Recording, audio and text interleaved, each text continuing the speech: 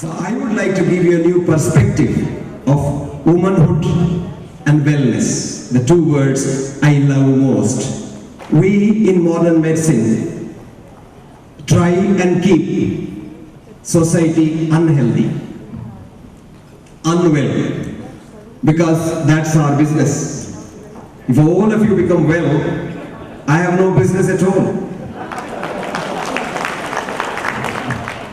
I call it as disease mongering. But wellness is a concept that is good for mankind for the simple reason that only less than 1% of mankind today has touch with so-called high-tech modern medicine. Rest of them make do with their local remedies for common ailments. Peruvians in the 16th century believed that God gives a treatment for any disease which He brings on people. Malaria used to be so rampant that millions used to die of malaria in Peru in the 16th century. So the Peruvians went to the forest, saw a beautiful tree which was white, cut the bark, made a decoction, drank it, malaria disappeared. That tree was so beautiful. Their viceroy's wife was so beautiful. Her name was Cinchona. They called the tree Cinchona tree. And Cinchona bark gave us quinine, quinidine and various other very powerful drugs. Europeans became jealous. If Peruvians could do that, why not we? So they went to their forest and cut another white tree, made a decoction and drank. Fever went, malaria did not go, patients died.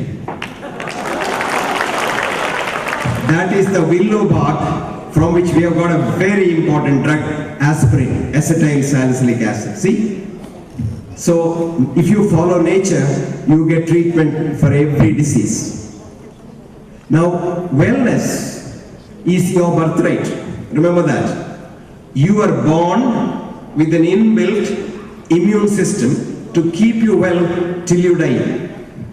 It's only in the unlikely event, very unlikely event, if your immune system fails, you may have to supplement it from outside. But this has become more now because we have completely ruined our environment. We put pesticides into the earth, so the food that you get at the end is chemical poison. You give hormones to the chicken that you eat, hormones to the cow to give you more milk for making more money, and eventually you get growth hormone in the milk. And in the United States now, girls' menarche has advanced to 9 years, 8 to 9 years. This is because of the human growth hormone. But out with all this is the largest problem that you and I probably don't know, because we are comfortable, we get our 3 meals, and most of us got a very nice lunch now. 973 million in this world, mark my words, 1/6 of the world's population suffer from a disease called NIDS. Have you heard of that? NIDS. Have you heard of that? No, you all heard of AIDS, right? Only 30 million, 33 million suffer from AIDS. That little 33 million provokes so much of sympathy in you, but these 973 million NIDS people don't. Do you know why? You don't know such a thing exists. That's called nutritional immune deficiency syndrome. Our India, my country, our minister's country, we have 67 million children suffering from NIDS on a given day. And they die at a rate of 6,000 per day. It doesn't move our conscience at all. If you get your immune system depressed, even a cold can kill you. Just like an AIDS patient. You get a pneumonia, you're off.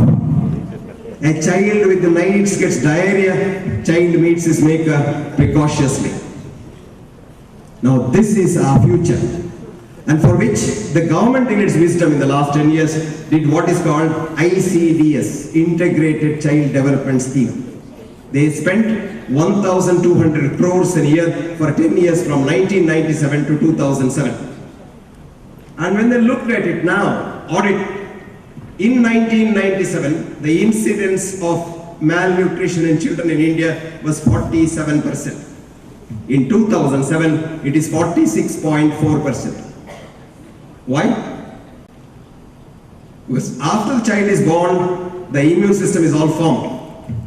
And even if you feed it at both ends, the child's future is not going to change very much. You require to look after the mother. Remember that, that's where the woman comes in. When the whole child is made, in the first 3 months of pregnancy, remember that. The first 3 months of pregnancy, your heart is made, your pancreas is made, your brain is made, your liver is made, your whole body is made.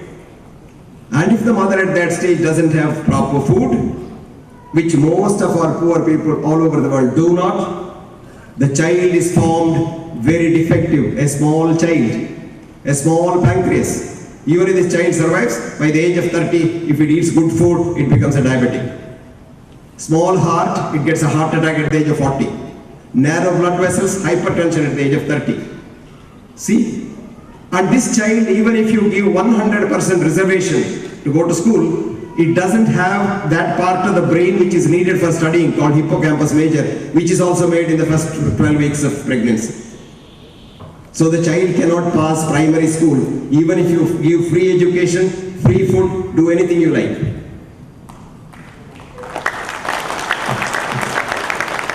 So our aim must be not just to give midday meal for poor children, midday meal for every pregnant poor lady in India.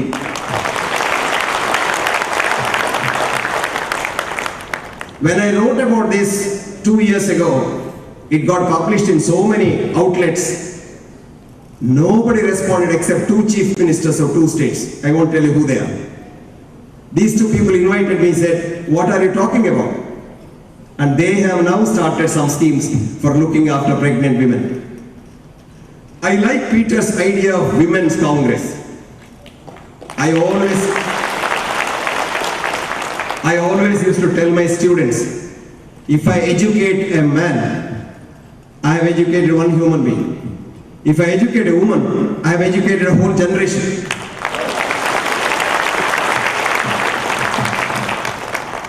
Because every newborn child is a genius, said Alexis Carrel, only to be converted to an idiot in school, he said. Socrates said, let not my schooling come in the way of my education. The best school for a child is a mother. Right at the time the child is in the womb, now science tells you that consciousness starts on the day you are made in your mother's womb. And the mother, with the child inside full of consciousness, if she is educated, she can educate the child in turn right from day one.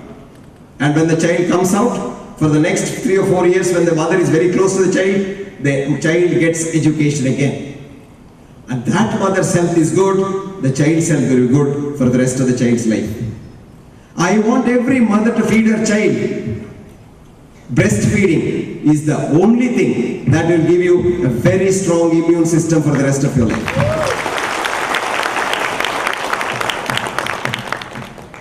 Breast milk contains so many antibodies. You don't have to vaccinate a child if you feed breast milk every day for the child. How long? I would say as long as you can.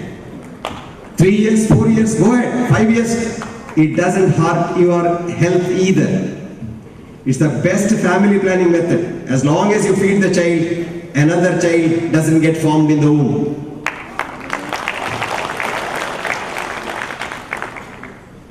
Not giving mother's milk and giving foreign milk, cow's milk or buffalo's milk or goat's milk, you are supplying foreign protein when the child is very young. The body wants to reject it. And all our allergies, all our autoimmune diseases are because we are taking foreign protein.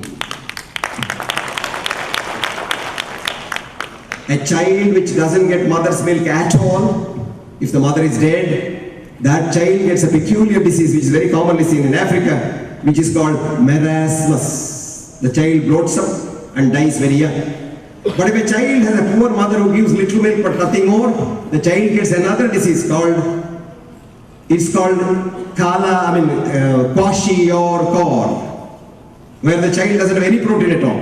Kwashi, Yor, Kor in Africa means one who comes after. So the child comes one after another in frequent succession, hardly any breast milk is available for the child. So education of woman brings forth a new generation of healthy world citizens, A. B. An educated world citizens, C. It brings in that commodity called universal compassion. Mother loves the child and conveys that feeling to the child, and that feeling gets ingrained in the child's mind, and the child wants to love everyone.